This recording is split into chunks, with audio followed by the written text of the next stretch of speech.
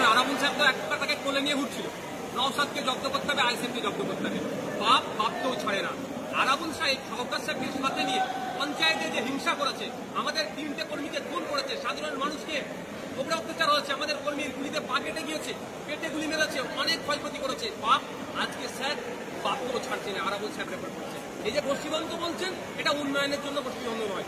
কে কতটা ওয়েটল্যান্ড আছে দখল করবে, এই কোম্পানি আসছে জমি 30,000 টাকা শতক নিয়ে কানে বন্দুক ধরবে, না সই করলে মেরে দেবো, ওটা আবার 30 লাখে বিক্রি করবে।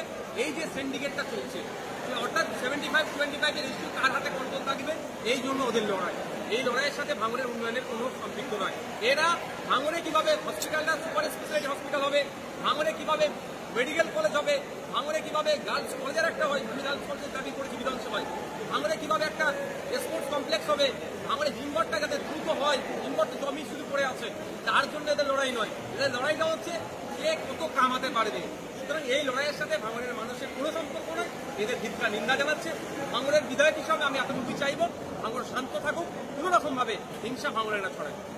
কলকাতায় আইএস অফিসারের স্ত্রীকে ধর্ষণ করা হয়েছে এমনই আমরা জানতে পারছি, এবং সেই কেসটা চলছে হাইকোর্টে, এবং হাইকোর্ট যেটা নির্দেশ দিয়েছে যে থানার বিরুদ্ধে, মানে লেক যে থানা রয়েছে সেই থানার বিরুদ্ধে অসন্তোষ প্রকাশ করেছে এবং সেই ওসির বিরুদ্ধে পদক্ষেপ গ্রহণ করতে বলেছে।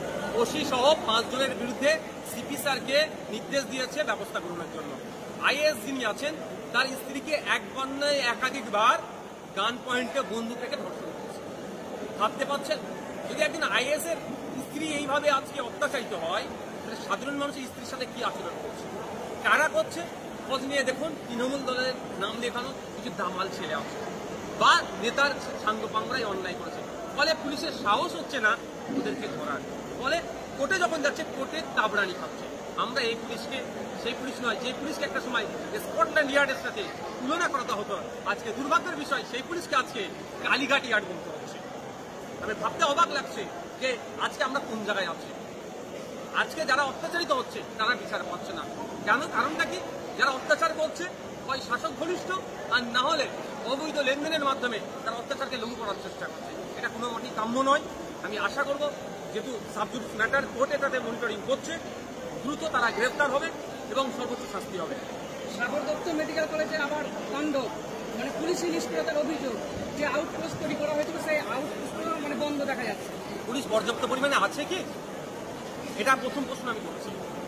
বন্ধ কেন আছে? পুলিশ নিষ্ক্রিয় কেন আছে? পুলিশ ওখানে সক্রিয় থাকবে কিভাবে? পুলিশ যেই পরিমাণে পুলিশের ওখানে ডিপ্লয়মেন্ট হওয়া দরকার সেই পরিমাণে নয়। একটা পুলিশকে খোঁজ নিয়ে দেখুন, আপনার 18 ঘন্টা 20 ঘন্টা করে ডিউটি করতে হচ্ছে। পুলিশের শূন্যপদের সংখ্যা বেড়ে যাচ্ছে, আর মমতা দিদিমণি থানার সংখ্যা বেরিয়ে যাচ্ছে।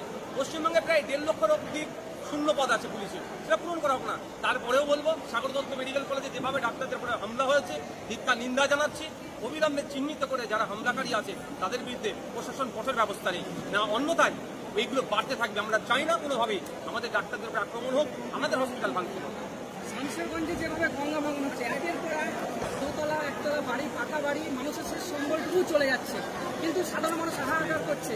তাদের জন্য পর্যাপ্ত ত্রাণের ব্যবস্থা করা হচ্ছে না সরকারের তরফ থেকে, কিংবা তারা যে কোনো জায়গায় থাকবে সেই ব্যবস্থাটুকু পাচ্ছে না ঠিকভাবে। কি বলবেন পুরো বিষয়টা নিয়ে? গঙ্গা ভাঙন আজকের সমস্যা নয়, দীর্ঘদিনের সমস্যা। আমি নিজে 2বার শামশেরগঞ্জ ভিজিট করেছি।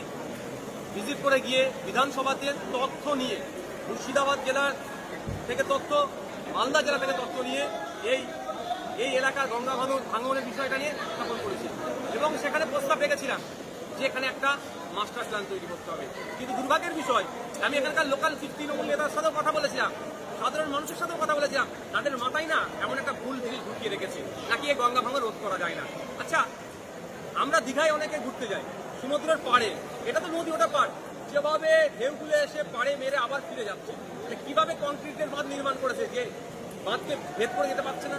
এখানেও যদি আমরা যে টাকা ক্ষতিপূরণ আসে যদি সঠিকভাবে কাজে লাগানো হয়, তাহলে গঙ্গা ভাঙন রোধ করা যাবে। কিন্তু দুর্ভাগ্যের বিষয়, গঙ্গা ভাঙন রোধের চিন্তাভাবনা শাসকের নাই। কারণ হচ্ছে এই গঙ্গা ভাঙনের ফলে যে ক্ষতিপূরণটা আসে, যে ত্রাণটা